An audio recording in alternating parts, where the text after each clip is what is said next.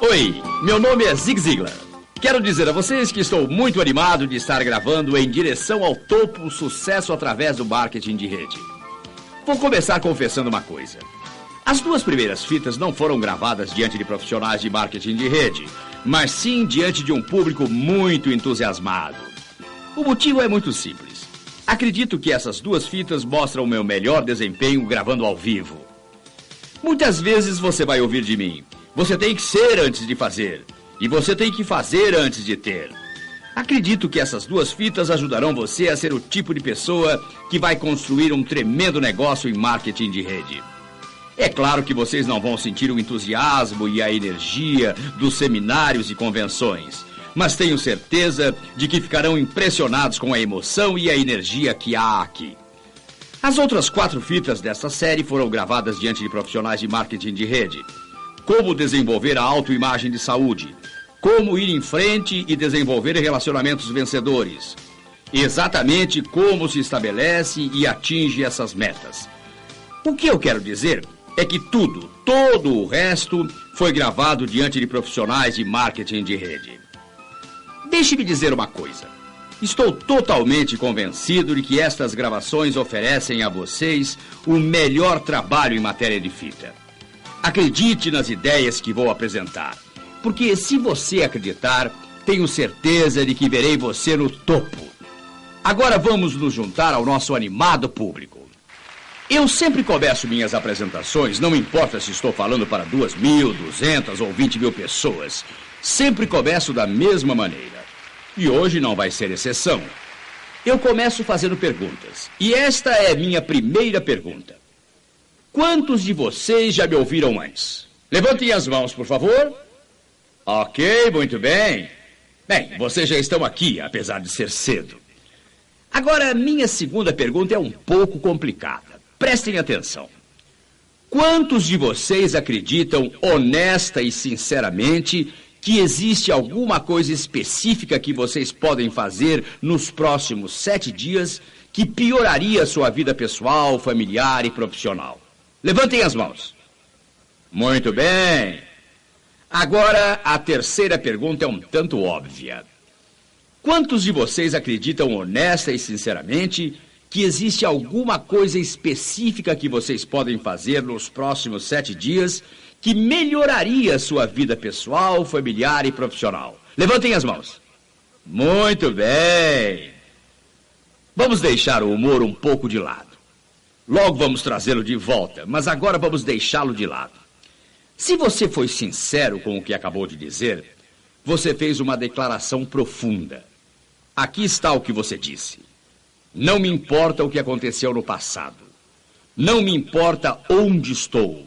Não me importa quanto minha vida é boa ou quanto é ruim. Mas há algo específico que eu posso fazer. Aceitar responsabilidades. Posso fazer o futuro ser melhor ou pior. Portanto, a escolha, e realmente é uma escolha, depende de nós. Bem, pessoal, essa é uma declaração profunda. Porque até aceitarmos a responsabilidade, vai acontecer muito pouco ou nada. Uma vez eu li uma coisa que ainda me fascina. Li que a cada 3 pessoas, uma é bonita. Agora vou pedir a vocês para fazer uma coisa. Virem para a esquerda e com muita atenção observem a pessoa à sua esquerda. Olhem bem. Não, para a esquerda. Esquerda. Olhem muito bem. Agora virem para a direita e deem uma boa olhada para a pessoa à sua direita. Obviamente não é nenhuma delas, portanto tem que ser você. Acho que esse é um bom começo. Estou contente por vocês estarem de bom humor. Uso muito o humor por diversas razões. As pessoas aprendem mais rápido e lembram por mais tempo. É bom para vocês. Você sabe que uma boa risada faz as endorfinas se mexerem, e são elas que aliviam a dor. Isso ajuda muito. Existem estudos recentes que provam que quando a gente quer rir e sufoca a risada, ela volta para dentro e nos faz engordar. E vocês sabem, obesidade é muito comum hoje em dia, e todos queremos acabar com ela. Mas isso pode custar muito caro. Então, poupe seu dinheiro, sorria e divirta-se. Em 29 de dezembro de 1984, meu filho e eu estávamos em Phoenix, Arizona. Nós tínhamos participado de um torneio de golfe e o tempo estava lindo. No dia que saímos de lá, dia 29, começou a chover muito. Um engarrafamento terrível. Finalmente chegamos ao aeroporto. Havia muitos automóveis e nós ficamos ensopados porque não conseguimos chegar perto para pegar a bagagem.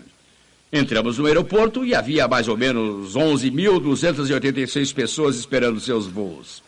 Chegamos ao portão para tomar nosso avião para Dallas e havia umas 2.217 esperando para entrar no avião para Dallas.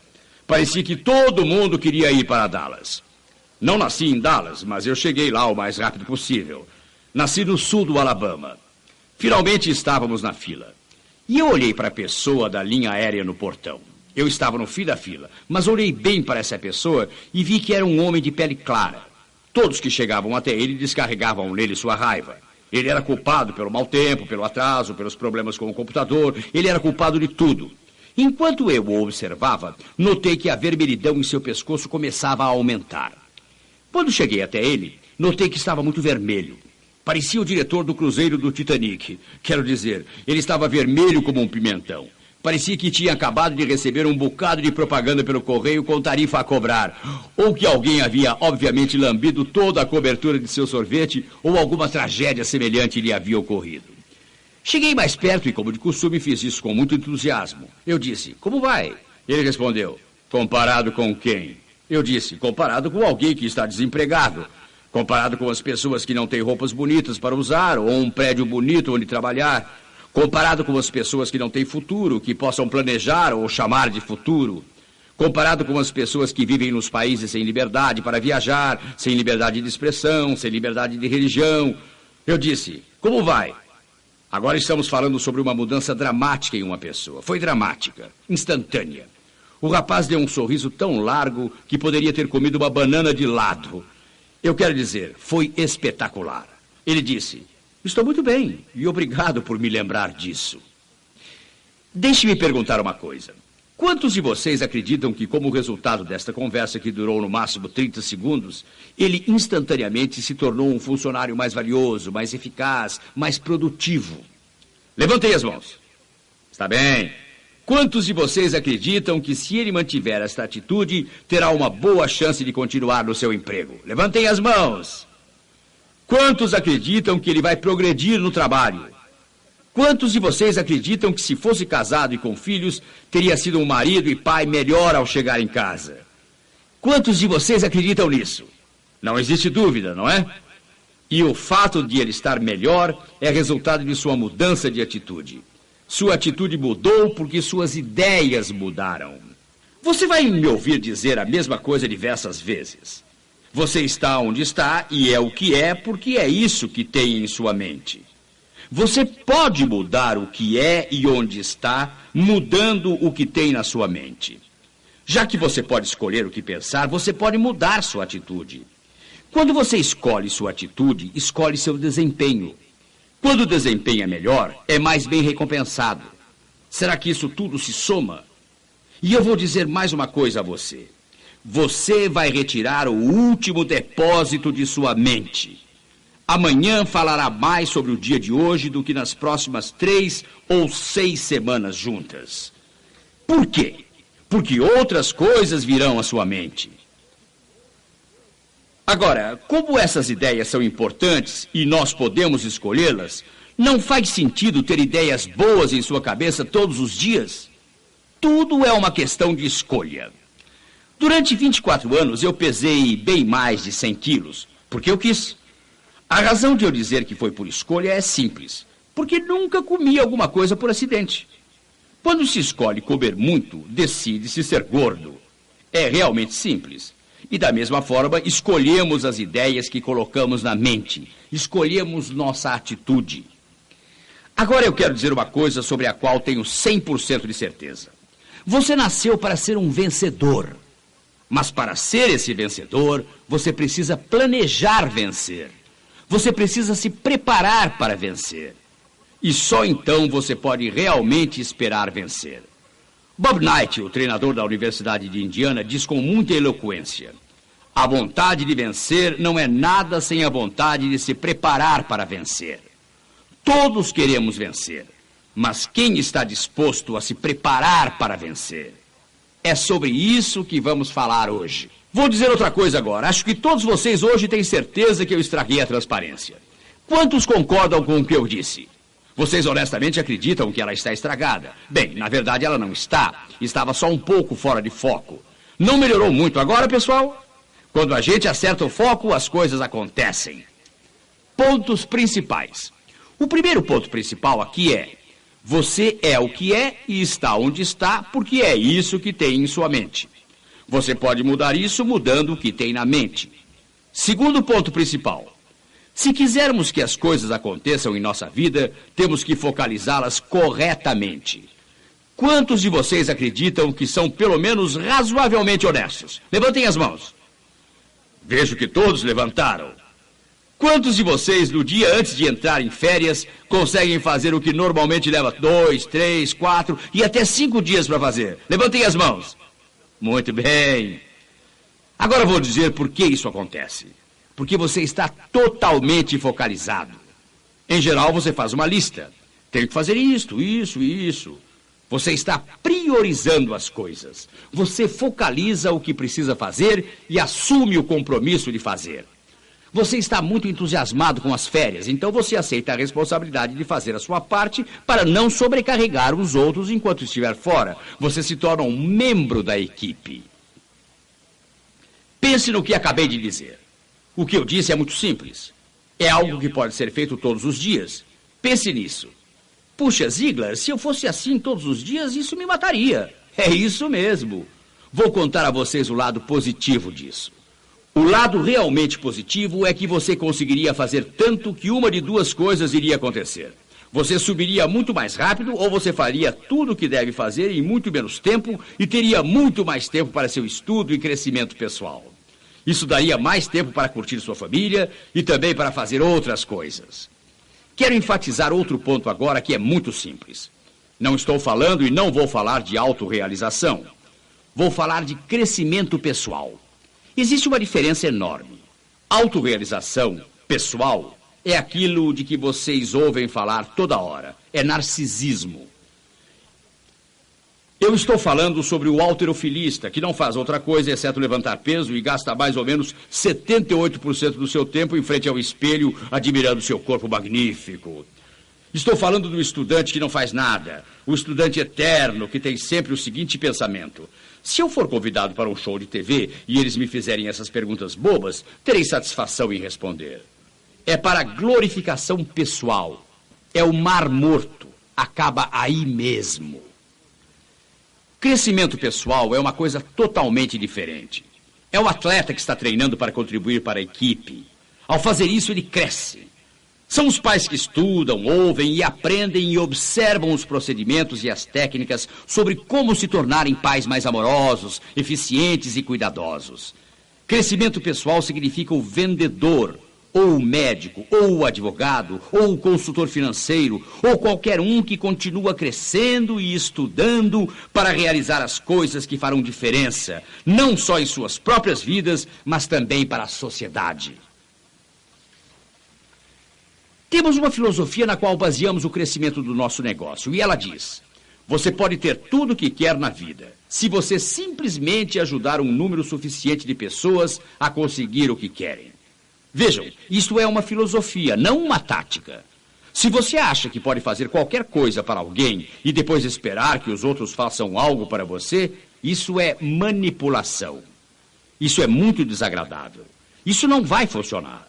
Mas se você fizer porque é a coisa certa a fazer e porque você quer fazê-lo, isto é excelente.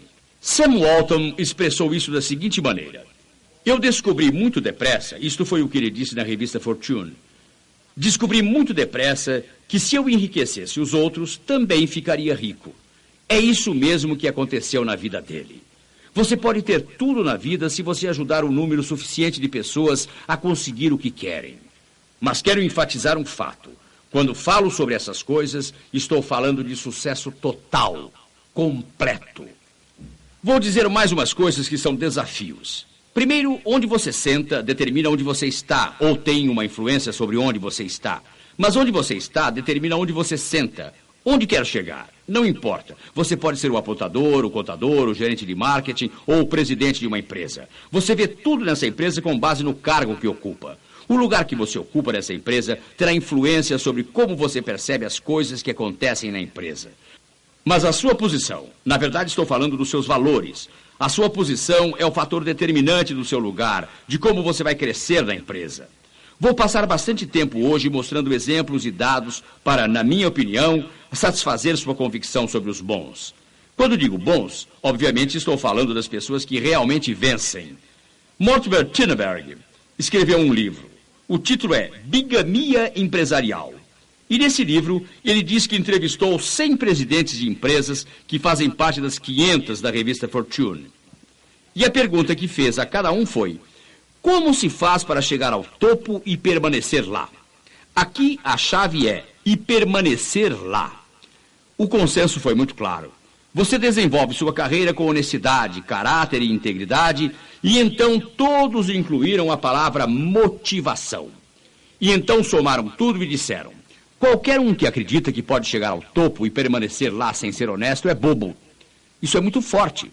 Para realizar nossos objetivos, temos que planejar e nos preparar. Quantos de vocês gostam de futebol americano? Levantem as mãos. Acho graça quando as pessoas dizem: puxa, eles fizeram essa jogada no segundo tempo. Ou, você viu que jogada espetacular naquele lado do campo? Sabe, eu fico olhando o cara com a bola. A única coisa que sei realmente sobre futebol americano é que quando o juiz apita uma falta do Dallas Cowboys, ele está errado. Essa é a única coisa que sei. Vou contar a vocês uma coisa sobre esse futebol e a NFL. Vocês sabiam que um pouco mais de 20% de todos os pontos marcados são marcados nos 2 últimos minutos do primeiro tempo e nos 2 últimos minutos antes do fim do jogo? Em 4 minutos, eles marcam 20% dos pontos. Isso é 3 vezes mais rápido do que marcam em qualquer outro período de 4 minutos. Por que isso? Muito simples. Porque eles planejam marcar os pontos. Eles passam a semana se preparando para marcar. E porque planejam, porque realmente se preparam bem, eles esperam mesmo marcar pontos. O que vou dizer agora vai deixar vocês chocados. Eles também marcam pontos porque a defesa do time adversário coopera bastante e ajuda-os a marcar. Bem, vocês podem dizer: Ziegler, essa é a coisa mais boba que já ouvi de um adulto. Quando preparam uma defesa especial, eles chamam de defesa preventiva. Eles preparam seus jogadores de defesa, colocam em campo, preparam uma grande jogada. Treinam essa defesa preventiva a semana toda. E você diz que a defesa coopera? Certamente, eu repito. A defesa coopera e ajuda os outros a marcar. Mas não fazem isso de propósito. Vou enfatizar uma coisa. Faz muitos anos, um rapaz chamado Job disse isso. Aquilo que eu tanto temia passou. Os psicólogos vão dizer a você: durante 1 minuto de Nova York, só para você saber, 1 minuto de Nova York tem 38 segundos. Os psicólogos vão dizer durante 1 minuto de Nova York que sua mente vai atrair o pensamento mais forte que você tem. Por exemplo, você sabia que quando o policial persegue alguém na estrada e deixa as luzes piscando, aquelas que giram, o carro dele tem 7 vezes mais chance de ser batido do que se as luzes não estivessem acesas? Os psicólogos chamam isso de efeito bruxa. Somos atraídos por isso. Agora, quando os jogadores decidem jogar na defesa preventiva, como vocês sabem, eu tenho o privilégio de ver isso bem de perto, estar junto à ação de vez em quando. E o que eles fazem, e estou certo de que vocês já fizeram isso, quando jogam na defesa preventiva, os técnicos ficam berrando para os jogadores que estão no campo, os homens de linha gritam para os jogadores de defesa: cuidado, não deixe ele ficar atrás de você, cuidado com ele, não deixe ele chegar perto. Eles estão morrendo de medo que os outros vão marcar pontos. Agora vou perguntar uma coisa. Quantos de vocês já usaram um taco de golfe? Quantos já participaram de uma jogada realmente especial, difícil, de golfe, morro acima? O jogador faz tudo direito, parece que a bola vai bem ao ponto certo, mas na hora faltam alguns centímetros. O jogador se irrita e diz: ora, a última coisa que eu pensei foi cuidado para a tacada não ser curta demais. Foi a pior coisa que ele poderia ter pensado. Não assisti o jogo quando Patsy Sheehan e Jodie Custer jogaram o torneio de mulheres de 1992, mas vi o fim da entrevista. Sheehan tinha dado 5 tacadas a menos que Inkster. E o entrevistador estava pedindo a Patsy Sheehan para explicar a vitória. Ela disse: bem, eu ficava dizendo a mim mesma: mande a bola bem no lugar certo. Um pensamento positivo. Agora vou contar um exemplo um pouco embaraçoso da minha própria vida. E ninguém vai acreditar que eu fiz isso. Dizem que uma confissão honesta faz bem para a alma. E espero que isso vá ajudar meu golfe também. Eu estava em Owensboro, Kentucky, faz umas 3 semanas, e nós estávamos jogando golfe no clube. E naquele dia eu estava ótimo. Minha atacada mandava a bola longe para o lugar certo. Eu estava indo muito bem.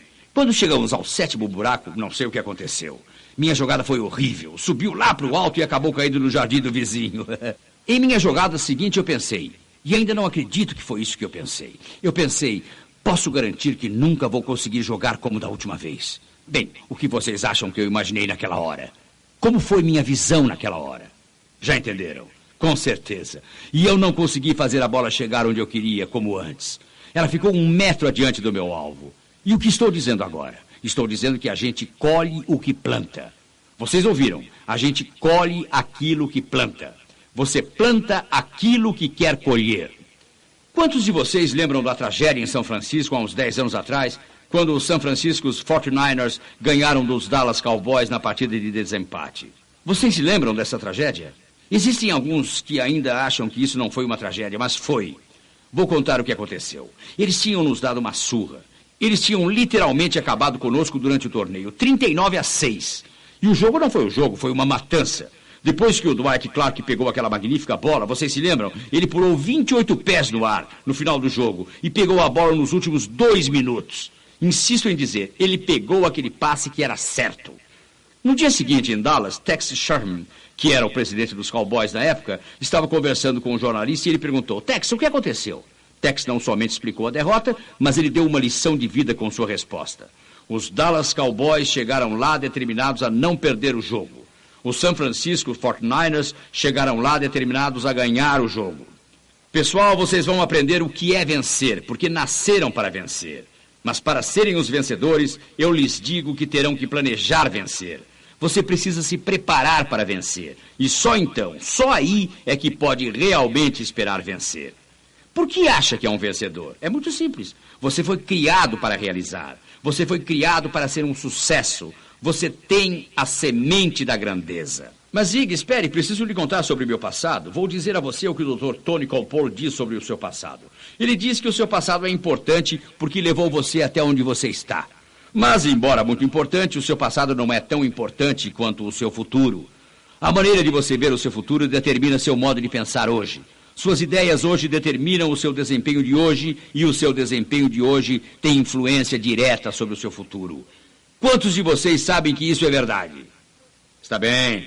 O Dr. Campolo também disse, veja, eu conheço o seu passado, sei que você sofreu abusos, sei que você foi criado por pais alcoólatras, sei que você passou por uma falência, sei que você passou por dificuldades pessoais, sei de tudo isso. E muitas dessas coisas foram realmente traumáticas. Mas por mais traumáticas que tenham sido, essas coisas não são tão importantes quanto o seu modo de encarar o futuro. O Dr. John Maxwell, meu amigo de San Diego, na Califórnia, diz que se existe esperança no futuro, existe poder no presente. Ah, eu gosto disso. É disso que estamos falando hoje. Vou dizer a vocês porque sei que nasceram para vencer. Um estudo recente com 300 líderes mundiais, e eu estou falando de Roosevelt, Churchill, Madre Teresa, estou falando de Helen Keller, Martin Luther King, Mahatma Gandhi, homens e mulheres desse calibre. E nesse estudo foi observado que 25% deles tinham alguma séria deficiência física. Como a Helen Keller, que era cega, Roosevelt teve paralisia infantil, e os outros 75% tinham alguma deficiência física, ou sua infância foi muito pobre, ou sofreram abuso quando crianças. Vou lhes dizer uma coisa, pessoal. O que acontece com você não é a coisa mais importante de sua vida. O mais importante é como você lida com o que acontece. Não é onde você começa, é onde chega. Neil Rubenstein, o presidente da Universidade de Harvard, o pai dele é guarda de prisão e a mãe faz bicos como garçonete. Ele disse que aprendeu logo cedo na vida que existe uma ligação direta e influente entre desempenho e recompensa. E ele aceitou a responsabilidade. Vou lhes contar uma coisa sobre responsabilidade. Vejam, muitos americanos não aceitam a responsabilidade pelo seu futuro. E eu acho que é porque isso começou há milhares e milhares de anos. Começou no Jardim do Éden. Vocês lembram da história? Deus pôs Adão e Eva no paraíso e disse, é seu. Mas ele disse que eles tinham que cuidar daquilo. Naquele tempo nem havia ticket de almoço. Ele disse, vocês precisam cuidar do jardim, ele é todo seu, mas vocês devem mantê-lo lindo. Ele disse, existe uma árvore no meio do jardim, não comam seus frutos, não toquem neles. Bem, vocês sabem o que aconteceu. Eles comeram os frutos. Ainda existe muita gente que acredita que foi a maçã daquela árvore que criou os problemas do homem. Você e eu entendemos que quem criou os problemas foram aquele homem e aquela mulher. Eles comeram os frutos naquela noite. Deus veio ao paraíso e disse, Adão, isso não é literal, vocês sabem. Onde você está? Agora Deus sabia onde Adão estava. Aqui, Deus. E Deus lhe fez uma pergunta muito simples. Adão, você comeu aquele fruto? Ele não queria uma discussão de teologia. Ele já sabia a resposta. Queria ouvir sim ou não. Mas a resposta de Adão fez a bola rolar e ela está rolando até hoje. Ele disse, Deus, eu vou lhe contar uma coisa sobre aquela mulher. Deus disse, Eva, você comeu o fruto? Ela manteve a bola rolando, disse, Deus, vou lhe contar uma coisa sobre aquela serpente. E a serpente não tinha base para acusar ninguém. Eu sei. Para os teólogos como meu sobrinho Larry Ziegler, eu sei que não tenho base teológica para dizer isso. Mas o que quero mostrar a vocês é que não tenho nenhuma base. Eu não tenho uma base para me suportar, mas nós sempre culpamos os outros por tudo. É lógico que existem exceções. Tudo bem culpar outros quanto ao seu passado. Às vezes existem problemas causados por outros. Mas agora vocês precisam escolher. Vocês precisam se decidir entre continuar culpando ou perdoar e seguir em frente. Vocês precisam examinar o seu passado e fazer as pazes com ele. Hans Selye, um grande especialista sobre estresse, disse que a emoção mais saudável do homem é a gratidão e a mais prejudicial é a vingança. O que temos que fazer é olhar nosso passado e resolver esse passado. E só então podemos olhar o futuro. Isso porque até resolvermos nosso passado, em muitos casos estamos fadados a repetir a mesma coisa no futuro. Está bem, agora vamos enfatizar um ponto importante. A limpeza do passado pode necessitar alguma orientação. Talvez vocês precisem de ajuda, mas se o passado for um problema, eu os estimulo a lidar com ele. Então conseguimos olhar o presente e dizer, eu me encontro nesse ponto e esse é o meu futuro. Aceito responsabilidade por ele e vou elaborar um plano. Lembrem-se, 75% dos 300 líderes mundiais passaram por dificuldades quando crianças. Vou ser mais específico. Vamos voltar à Carolina do Norte e à Carolina do Sul. Vivi 15 anos fantásticos lá. Nos primeiros 15 anos da minha vida, eu trabalhava com vendas diretas. Eu vendia panelas. Nós fazíamos demonstrações para grupos. Eu cozinhava, sabem como é. E a dona de casa convidava 6 ou 8 casais e nós vendíamos as coisas. Depois de alguns anos, finalmente fiquei meio inteligente e entendi que precisava de ajuda. Coloquei um anúncio no jornal procurando alguém para lavar a louça, cozinhar e limpar a cozinha. Uma senhora chamada Gary Arrold respondeu o anúncio. Só para lhes contar um pouco da Gary, o trabalho dela para sustentar as crianças era fazer bolos e costurar para fora. Isso nos diz algo sobre a personalidade dela, não diz? Ela era muito calma. Gary e eu tivemos uma conversa. Quando a entrevista estava acabando, ela disse, Zig, preciso avisar. Eu adoro cozinhar, não há dúvida. Ela disse também, sou muito boa cozinheira, não estou me gabando, sou uma boa cozinheira. E ela contou, nem me incomodo em lavar a louça, nem acho ruim limpar a cozinha. Mas, Zig, sou uma pessoa muito tímida, não me relaciono bem com as pessoas e elas não se relacionam bem comigo. Nunca me chame para participar de uma demonstração. Eu vou fazer o trabalho e você cuida da conversa. Logo vi que Gary e eu nos daríamos bem. Nenhum problema nesse ponto. Durante 2 meses foi fantástico, funcionou perfeitamente. Então, uma noite falei mais do que devia. Quantos de vocês já passaram por isso? Ok, prometi demais. Falei com Gary. Gary, estou com um problema. Você precisa me ajudar. Ela disse, o que você quer que eu faça? Minha resposta, Gary, quero que você entregue essa mercadoria amanhã e ensine as senhoras a usar as panelas no fogão delas. Agora, 99% de vocês vão se identificar com o que vou dizer. Ela ficou horrorizada.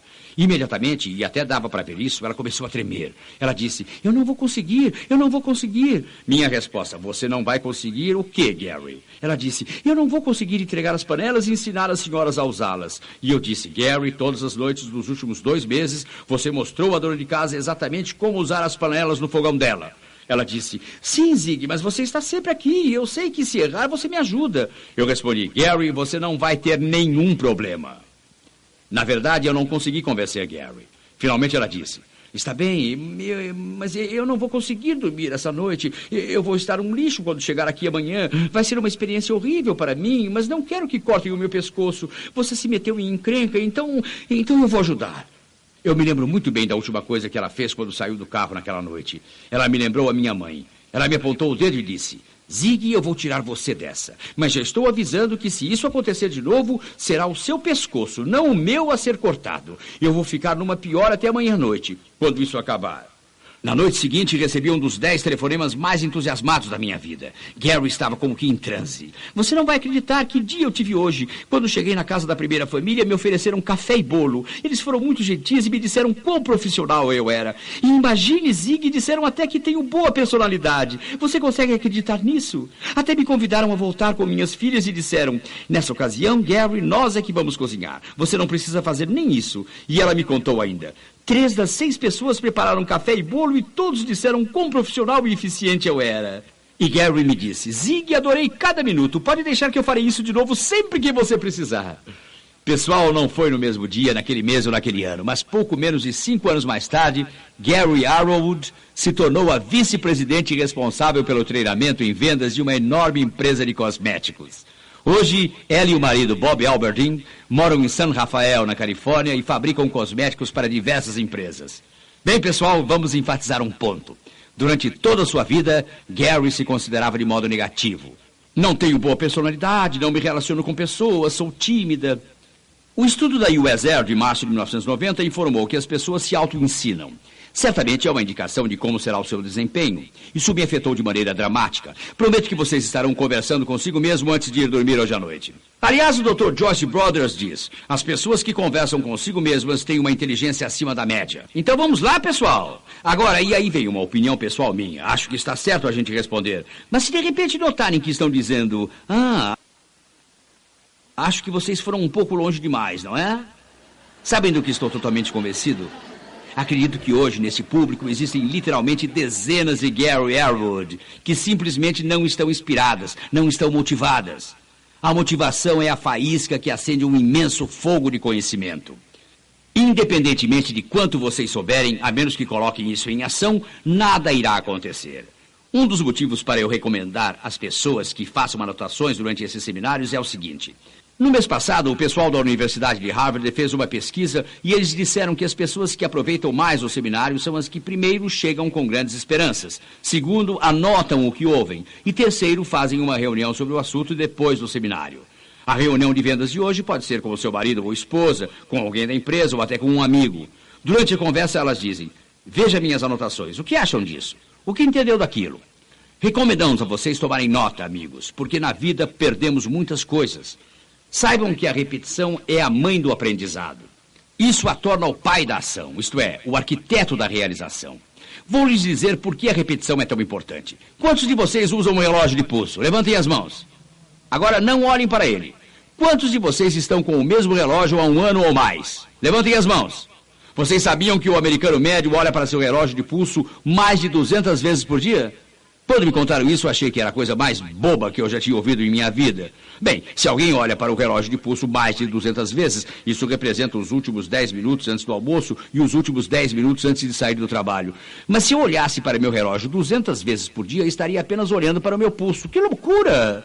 Então, um dia quebrei a corrente do relógio e nos 2 dias seguintes usei o relógio no bolso. Nesses 2 dias, posso apostar que olhei para o meu pulso vazio umas 4.000 vezes. Quantos de vocês sabem sobre o que estou falando? Se vocês estão usando o relógio de pulso há 1 ano, já olharam para ele milhares de vezes e podem apostar que nem sabem como ele é. Vou fazer 3 perguntas sobre o seu relógio. Não respondam em voz alta. Está bem? O seu relógio tem numerais ou algarismos romanos? Quantos não sabiam a resposta dessa primeira pergunta? Segunda, ele tem algarismos? Ou será que são riscos, pontos, marcas, emblemas? Ou será que é uma combinação de tudo isso? Agora, a terceira pergunta é difícil, porque é composta de 4 partes. E a resposta não é de múltipla escolha. O que existe no ponto que indica meio-dia ou meia-noite? Pensem mentalmente no desenho do seu relógio. O que existe nesse ponto que indica 12 horas? E no das 3 horas? E no das 6 horas? E no das 9 horas? Agora pensem com atenção. Agora que já pensaram nisso, olhem cuidadosamente para o seu relógio. Talvez esta seja a primeira vez desde que o compraram. Olhem com cuidado para o seu relógio. Bem, nem sempre sei a resposta dos sussurros e das risadinhas, mas imagino que alguns de vocês erraram uma das respostas. Quantos de vocês erraram? Levantem as mãos. Tá bem. Quantos de vocês lembram o que eu disse há alguns minutos? Agora quero que olhem para o seu relógio. Talvez seja esta a primeira vez desde que o compraram. Lembram-se do que acabei de dizer? Agora as instruções foram claras? Muito bem. Que horas são? Meus amigos, tanta gente passa pela vida e deixa de ver tanta coisa. É por isso que elas não ganham o jogo todo. E o que quer dizer ganhar o jogo todo? Todos querem exatamente a mesma coisa. Todos querem ser felizes. Todos querem ser saudáveis, todos querem ser pelo menos razoavelmente prósperos. E posso apostar que muitos aqui querem ser muito prósperos. Isso está certo. Já tive dinheiro e já vivi sem dinheiro. E estou aqui para lhes dizer que é melhor tê-lo. Mas o dinheiro não é tudo. Quero dizer, existem ações e imóveis e outras coisas também. Todos querem se sentir seguros, querem ter amigos, paz de espírito. Todos querem estar de bem com a família. E todos querem um ingrediente essencial que se chama esperança. Esperança é o que nos faz seguir adiante, pessoal. É isso que todos querem. Vamos falar agora sobre felicidade. Existe uma grande diferença entre prazer e felicidade. Outras pessoas podem lhes dar prazer, mas você só poderá ser feliz com base no que fizer pelas outras pessoas. Se quiser ser feliz, precisa se doar. Agora vamos falar um pouco sobre dinheiro. Tanta gente tem tantas ideias erradas sobre ele. Às vezes as pessoas me dizem, não estou realmente interessado em dinheiro. Sabem, acho que se alguém diz isso, também vai mentir sobre muitas outras coisas. É assim que penso. Também quero dizer a vocês que a maioria das pessoas não tem dinheiro porque não o entendem. Eles falam sobre dinheiro frio, duro, o que é uma bobagem. O dinheiro não é nem frio nem duro, é macio e quente. É gostoso de sentir e tem sobre dinheiro. Tanta gente tem tantas ideias erradas sobre ele. Às vezes as pessoas me dizem, não estou realmente interessado em dinheiro. Sabem, acho que se alguém diz isso, também vai mentir sobre muitas outras coisas. É assim que penso. Também quero dizer a vocês que a maioria das pessoas não tem dinheiro porque não o entendem. Eles falam sobre dinheiro frio, duro, o que é uma bobagem. O dinheiro não é nem frio nem duro, é macio e quente. É gostoso de sentir e tem uma cor tão bonita. Minhas amigas, vocês não precisam se preocupar em combinar as cores de suas roupas. Podem usar qualquer coisa que vai combinar com ele. Na verdade, quanto mais se tem, mais se acumula. Vocês sabem, dinheiro chama dinheiro. De vez em quando, meus amigos religiosos dizem, Zig, a Bíblia diz que o dinheiro é a raiz do mal. Não é nada disso que a Bíblia diz. Ela diz que a raiz do mal é um amor pelo dinheiro. Vocês sabiam que a Bíblia fala muito mais sobre sucesso do que sobre o céu? Vocês perceberam, vocês já pensaram nisso dessa maneira? O bom samaritano nunca poderia ter ajudado aquele homem na hospedaria se não tivesse ganho algum dinheiro antes de acontecer a briga. Não sei o que vocês descobriram sobre dinheiro, mas eu descobri o seguinte. Descobri que quando se precisa de dinheiro, não existem muitos substitutos. Quantos de vocês já perceberam isso? Está bem. Chega de falar sobre dinheiro. Vamos falar sobre ficarmos ricos. Qual é a diferença? Riqueza é o que se tem quando alguma coisa acontece com o dinheiro. Como o que o dinheiro pode comprar. Tenho que lhes contar isso. Gosto de usar roupas elegantes. Gosto de ter uma casa bonita. Gosto de dirigir um bom automóvel. Gosto de viajar. Gosto de ser sócio de um clube elegante onde posso jogar golfe e todas essas coisas. Mas sabem do que gosto realmente? Eu gosto das coisas que o dinheiro não pode comprar. Vejam, o dinheiro pode comprar uma casa, mas não um lar. Vai me comprar uma cama, mas não uma boa noite de sono. Vai me comprar um companheiro, mas não um amigo. Vai me comprar prazer, mas não felicidade. O dinheiro pode me comprar um bom divertimento, mas não a paz de espírito. O meu objetivo é como podemos ficar ricos. É isso que queremos examinar. Novamente, e eu vou repetir isso muitas vezes, o nosso conceito é que se pode ter tudo o que se deseja na vida. Só é preciso ajudar um número suficiente de pessoas para que consigam o que desejam. Vou dizer isso muitas e muitas vezes, porque isso é a base do conceito e da filosofia que desenvolvemos.